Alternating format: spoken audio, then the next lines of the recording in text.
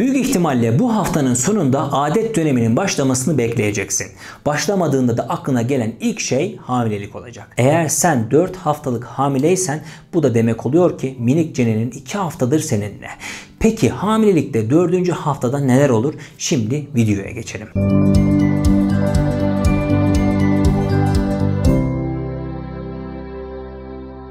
Merhaba sevgili anne adayları. Konuya geçmeden önce küçük bir hatırlatma yapmak istiyorum. Çoğu zaman hazırladığım içerikleri beğenerek izleyip bilgileniyorsunuz. Ama bu beğeni kalplerde gizli kalıyor. Biraz sonra anlatacağım konuyu da beğeneceğinizi biliyorum. O yüzden şimdi videoyu durdurup bir saniyenizi bile almayacak olan beğen butonuna bastıktan sonra devam edin lütfen. Şimdiden teşekkür ediyorum. Yakında bebek diyeceğimiz ama şimdilik embriyo olan hücre topağı artık rahme ulaşmış durumda. Rahmin iç çeperinde doğuma kadar sana bağlı bir şekilde yaşayacağı yere yerleşmeye çalışıyor. Embriyo yerine sıkıca tutunduktan sonra büyük bir bölünme geçirerek iki gruba ayrılacak. Bu hücrelerin yarısı minik bebeğini, yarısı da plasantayı oluşturacak. Hamilelikte 4 haftalık bebek nasıl olur diye merak ettiğini biliyorum.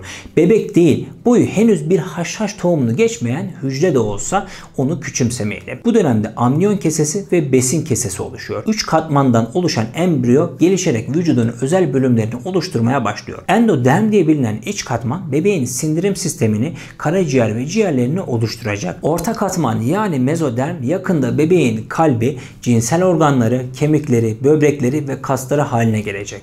Ektoderm denilen dış katman ise sinir sistemini, saçlarını, derisini ve gözlerini oluşturacak. 4 haftalık bebek görüntüsü şu an ekranda gördüğün gibi bir haşhaş tanesi büyüklüğünde hücreler yığını gibi. 4 haftalık gebelikte karın şişer mi diye merak ediyorsan söyleyeyim, şişmez. Bu dönemde hamile olduğun hiç belli değildir. Çünkü henüz kilo almadın ve dış görünüşün değişmedi. İçinde sadece minicik bir haşhaş tohumu olduğunu düşünürsek zaten karnının şişmesini bekleyemeyiz. Halsizlik, yorgunluk, mide bulantısı, salya artışı, ağızda metalik bir tat, sık idrara çıkma, kasık ve karın ağrısı, hafif kanama veya lekelenme gibi hamileliğin erken dönem belirtileri 4 haftalık gebelik belirtileri arasında sayılabilir. Yani 4 haftalık gebelikte kasık ağrısı ve karın ağrısı normaldir.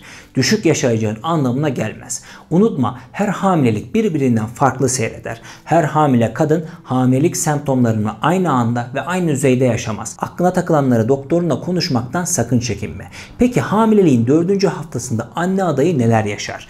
Daha doğrusu neler yaşama ihtimali vardır ve vücudunda neler olur? Vücudun bebeğe oksijen ve besin taşımak için hemen daha fazla kan üretmeye başlar. Artışın en fazla olduğu dönem gebeliğin dolaşım sistemine aşırı baskı yaptığı ilk 12 haftalık dönemdir. Artan kan akışına ayak uydurmak için kalbin daha sert ve hızlı atacak. Nabzın da dakikada 15 fazla atış yapacak.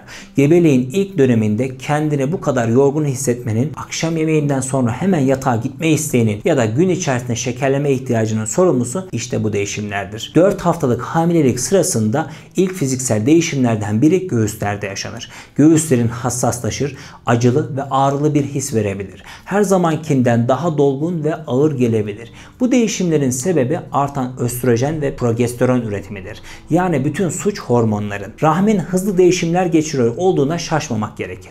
Çeperi kalınlaşır ve buradaki kan damarları bebeği beslemek için gelişir. Bebeğin dünyaya adım atacağı kapı olan rahim ağzı daha şimdiden yumuşar ve renk değiştirir. Duygularının karmakarışık olacağını bilmelisin.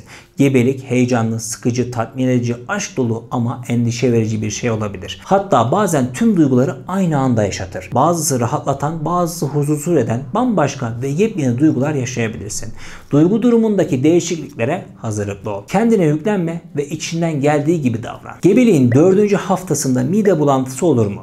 4 haftalık gebelikte mide bulantısı konusu her kadının merak ettiği sorulardan biridir. Cevap olabilir de olmayabilir de. Hemen şıkları açıklayalım. 4 haftalık hamileyim, midem bulanıyor diyorsan bulantı kulübüne hoş geldin. Hamile kadınların neredeyse %75'i bu kulübe üyedir. Yani bu senin yaşadığın durum milyonlarca hamilerin yaşadığı sıradan bir olay. Endişeye gerek yok. Hamilelikte mide bulantısı neden olur? İşte bu konuda tam olarak net bir bilgi yok. Fakat tahminler oldukça bol. Bunlar arasında 1. trimesterde kanda yüksek düzeyde bulunan hamilelik hormonu HCG, yüksek östrojen düzeyi, reflü, sindirim sistemindeki kan dokusunun gevşemesi, hamile kadınların koku alma duyusunun keskinleşmesi de yer alıyor. 4 haftalık hamileyim, midem bulanmıyor. Mide bulantısı da aşermek gibi hamilelik hakkında herkesin bildiği ama her zaman gerçek olmayan konulardan biridir.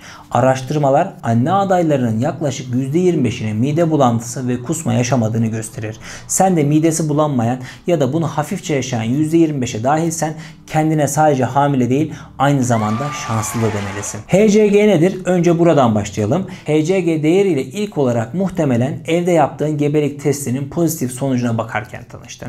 HCG idrarda ve kanda çıkan hamile olduğunu kesinleştiren değerdir. Döllenmiş yumurtanın rahim duvarına yerleşmesinden sonra birkaç gün içerisinde gelişmekte olan plasentanın hücreleri tarafından üretilir.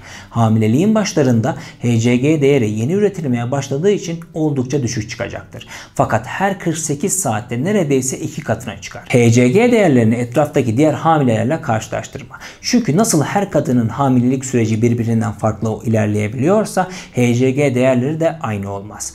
4 haftalık HCG değerleri 50 ila 126 arasındadır. Bu geniş aralığın içerisine giren her değer normaldir. Düşük ya da yüksek olması seni korkutmasın.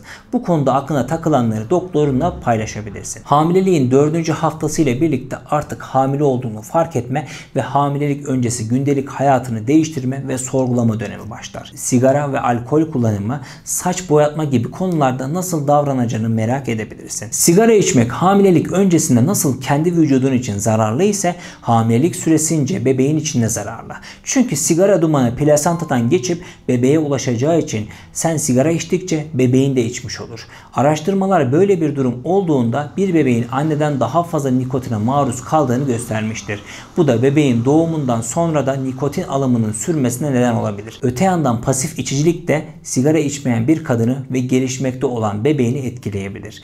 Bu da demek oluyor ki hamileliğin boyunca yanında kimsenin sigara içmesine izin vermemelisin. Hamileyken dip boya konusu sorun olabilir. Saç boyama sırasında kafa derisinden emilen az miktarda kimyasalın zararlı olduğuna dair görüşler var. Bazı uzmanlar boyayı tazeletmek için ilk trimesterin yani 3 ayın bitmesini beklemeyi önerirler. Bazıları ise hamilelik boyunca dip boya yaptırmanın bir sakıncası olmadığını düşünürler.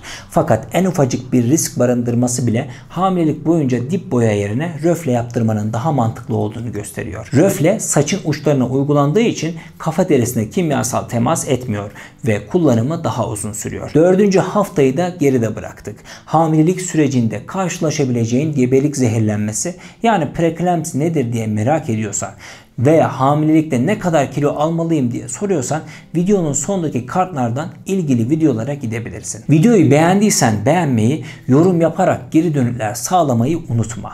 Daha detaylı sorularınızı yorumlarda benimle paylaşabilirsiniz.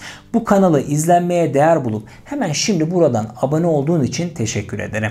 Bir sonraki görüşmemize dek sevgiyle kalın. Her iş nasibine, her nasip ise vaktine esirdir. Zaten vakit geldiğinde bu videolar senin karşına çıkacaktır.